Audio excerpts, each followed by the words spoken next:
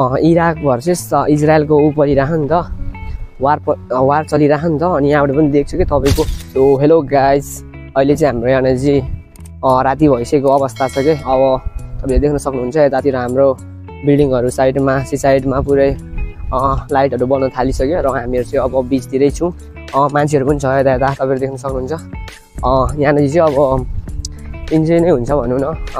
यहाँ तपाईँको प्रायः धेरै जस्तो फ्राइडे र स्याटरडे चाहिँ तपाईँको धेरै भिड यहाँ देखिन्छ। किन भन्दाखेरि यहाँ भनेको चाहिँ तपाईँको फ्राइडे र स्याटरडे भनेको चाहिँ तपाईँको होइन यहाँ चाहिँ गभर्मेन्ट छुट्टी हुन्छ, त्यस कारणले गर्दाखेरि हो गाइज। अनि यहाँ मान्छेहरू अहिले पनि यहाँ देख्न सक्नुहुन्छ, माछा साछा मार्नेहरू पनि छ, बस्नेहरू छ होइन। सिसाइड भए पनि यहाँनिर चाहिँ तपाईँको हावा एकदमै तातो चलेको छ कि होइन, तातो हावा चलिरहेको। अब पानी यहीँ छ, त्यही पनि चिसो हावा चल्नुपर्ने हो होइन, तर तातो हावा चलिरहेको छ कि किन हो थाहा छैन। अनि कहाँ तपाईँको होइन अहिले इराक भर्सेस इजरायलको ऊ परिरह नि त, वार चलिरह नि त। अनि यहाँबाट पनि देख्छु कि तपाईँको जुन मिसाइलहरू उडेको हुन्छ नि यहाँबाट पनि देख्छ कि। त्यस कारणले गर्दाखेरि पनि अब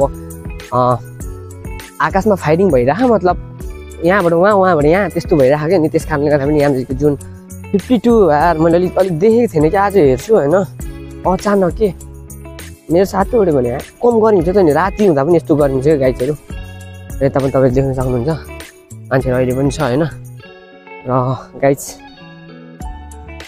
सपोर्ट गर्नु होला होइन। अब के भन्नु होइन, परदेशमा अब 1 साल त गरिसक्यो, अब 1 इयर छ, त्यसपछि I am going to my country. त्यही हो गाइजहरू, आजको लागि चाहिँ यति नै। नेक्स्ट भिडियोमा मिलाउँ ल। आजको छुट्टी पनि गयो गाइजहरू। मेरो साथीहरू चाहिँ अगाडि गइसक्यो होइन, चस्मा लिएर आएको थियो, आफूले लाउनु पाएन, केटाले लिएर हिँडिसक्यो कि गाइजहरू। केही छैन ल गाइजहरू, भिडियो हेर्दै गर्नु होला मेरो च्यानलमा भिडियोहरू होइन गाइजहरू, बिस्तारै अपडेट हुँदै जान्छ। ल आजको लागि यति नै गाइजहरू, टेक केयर।